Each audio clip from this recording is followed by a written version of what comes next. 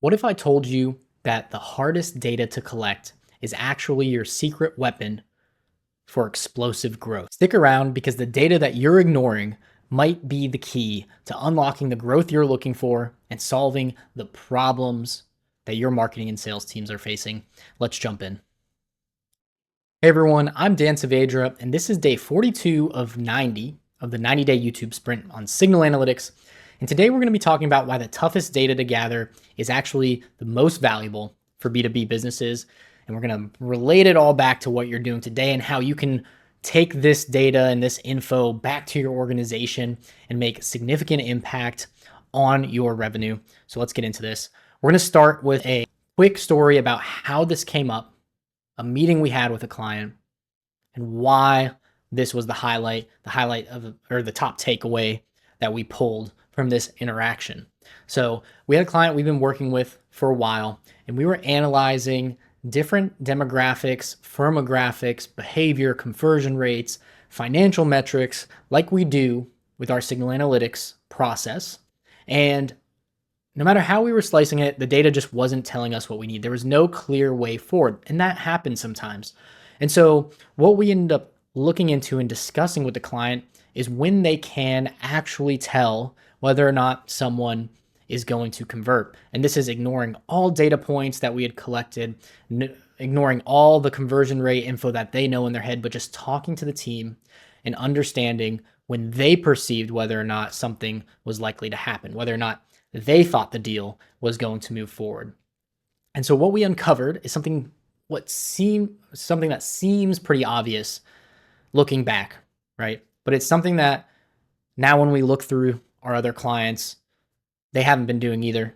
It's been something that's just been missing from the process. And it's manual data collection on things that you only hear during meetings. And so this could be a summarized data point, like a categorization of some field that you're collecting. It could be a very specific data point that just isn't populated in any database tool, in any third-party tool that we can buy, in any form questions. And yet these were the data points that were most critical to determining whether or not someone was going to convert to the next stage.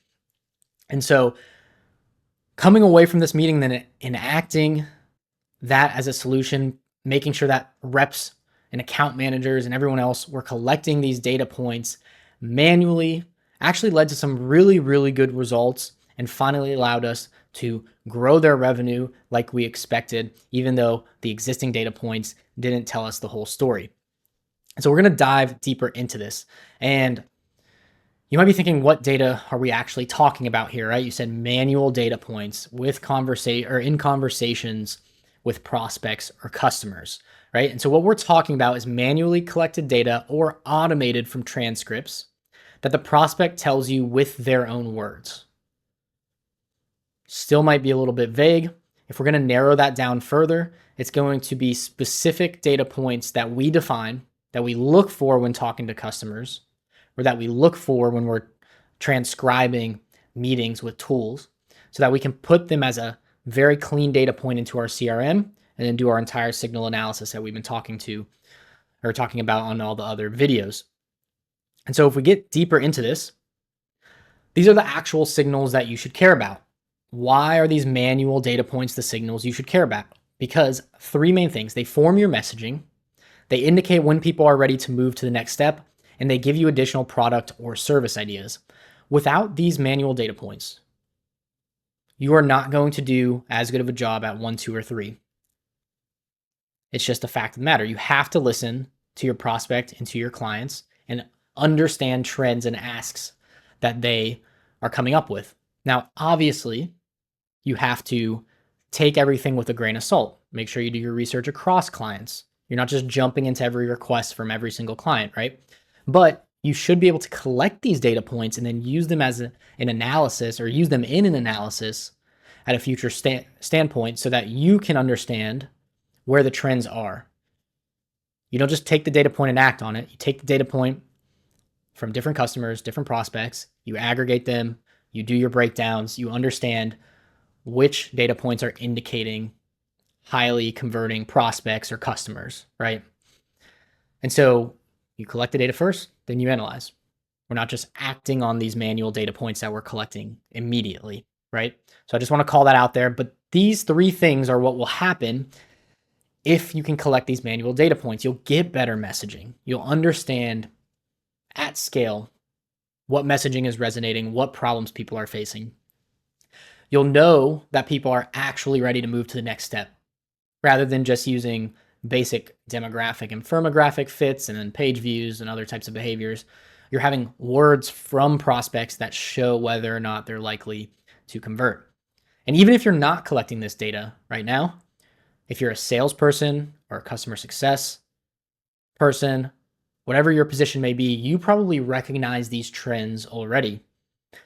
For me, when I was starting out and doing solo consulting, I would recognize certain cues in our conversations that indicated whether or not someone was a good fit and whether or not they were likely to move forward. I didn't have this as a standardized data point, but it was something that I could take internally and put in my notes and know that these people were worth pursuing further and providing a lot of attention and effort towards. So that's the same thing that we're doing here. And this is where you can collect them. So 4 main things that we laid out here. I'm sure there are other opportunities, right?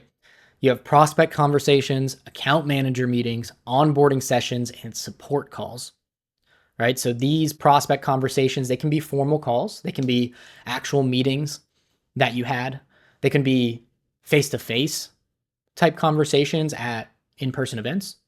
They can be at networking events. It can be at trade shows, whatever it may be. Account manager meetings, these could be regular check-ins or strategy sessions that you're having with existing clients, right? So you can collect data points in there. Onboarding sessions, that's obvious. You're bringing people on, they're talking about their problems and where they're at in a much deeper way than when they were actually going through the sales process. And so the onboarding sessions are places that we can collect manual data points from that. And then support calls as well. Obviously, if people are calling in, asking for help, then these are specific data points that we should be capturing so we can improve our product or service, or that we can understand whether or not someone is likely to churn because they're facing certain number of problems or certain types of problems over and over again, right?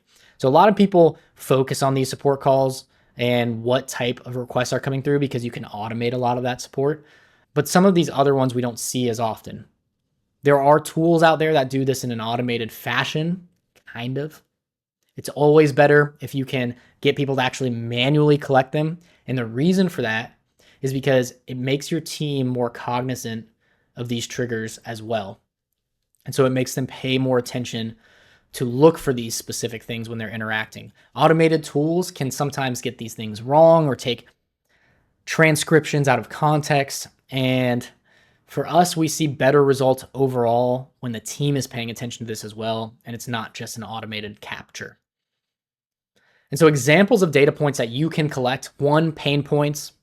These can be summarized into specific drop-down categories that you've defined. You can also just have it as a free text, right? That they just enter the pain points in whatever language. You can review them later and then understand what type of pain points you're actually facing as a team at different points in the customer journey, right? So it's not just when you're selling. Could be as an existing customer if they're 6 months in, if they finished whatever milestone of service or product that you offer, they can have different pain points than before.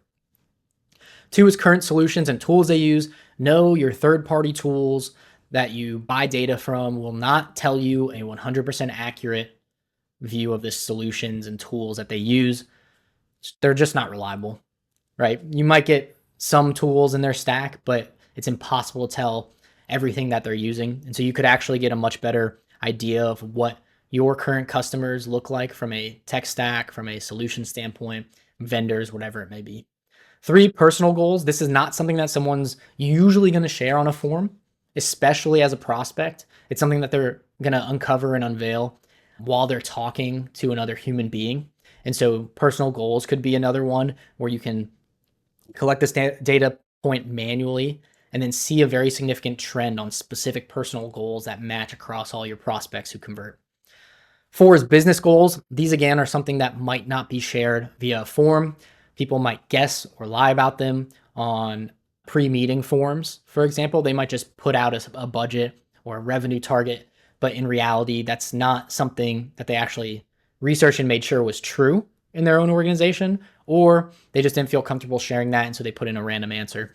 And so When you have a deeper relationship, whether they're further along in the customer journey, almost ready to buy, or if they're an existing customer, you'll be able to understand these business goals better. 5 is decision-making process. There's no way that you're going to get this decision-making process in a form response or from some type of tool that collects data and shares it with you, or that you buy data from. And so this is only something that can be uncovered by talking to another human being, understanding what procurement looks like, who needs to sign off, how things get paid, other roadblocks that they might face. And so this is another manual data collection point that we can use to understand who closes the fastest, when they close, sales cycle lengths, everything else. 6, internal team structures. Sometimes you can get somewhat of a view from looking at LinkedIn or using tools that scrape LinkedIn and try to build this. But in reality, you're not going to get this internal team structure until you are working with a client, or if your salesperson is really good at uncovering this type of stuff. And so if you can get an org chart after working with your client, this is ideal. Some people store this internally. Some people don't even have it mapped internally. Let's be honest there. A lot of people don't. But if you can get that information, it will help you understand a lot more about the organizational dynamics and how that contributes to people that you are talking to existing clients. And then you can see pain points, you can see friction points where you can plug in additional products or services that can be solved, or that can be used to solve these internal team structures and the challenges that pop up. So let's tie it all back together. Construct these signals by cross-referencing these behaviors with other data points. Collect these manual data points. Cross-reference it with attributes like demographics and firmographics, behavioral data points, conversion rate data points, and financial metrics or unit economic data points. And then you'll have a full picture, a full signal that you can then act on, right? We're always cross-referencing data points. We're not just taking a single data point in isolation and looking at that. And so this is a real client result from that exact conversation, right? So we have signal analytics that were launched here in Q4 of 2023. You can see on the left-hand side, these are the won deals, and so they more than doubled in the next quarter, while at the same time, the number of total opportunities didn't double. They only went up by a little bit. So we were getting much more efficient here. And the reasoning for this was that with a sales-driven organization who was constantly on the phone with prospects, they had additional data points that they were understanding and keeping in their heads, the best reps, but we weren't collecting in the CRM, so we couldn't see these trends and understand who to focus on and what data points to look for. And so once we do that, you can see that the closed won deals skyrocket. It's a great thing to experience. It's one of our clients that we worked with there. So take one action, like this video if you could. Helps out with the exposure on the algorithm. And we love getting our message out to more people, seeing if we can help more people use data better in their day-to-day jobs, get the results that they're looking for, so they can be respected by their peers and their leadership, other leadership members of their team. Next video is the dangerous new marketing trend that we have seen. Subscribe on YouTube or via the link in the description and get our free signal constructor tool where you can build out the exact data points, the criteria of those data points, and the actions that your team needs to take with those signals. It's a great tool. We get great feedback from it all the time, so make sure you grab that. I'm Dan Saavedra from Merger Data. Thanks for watching.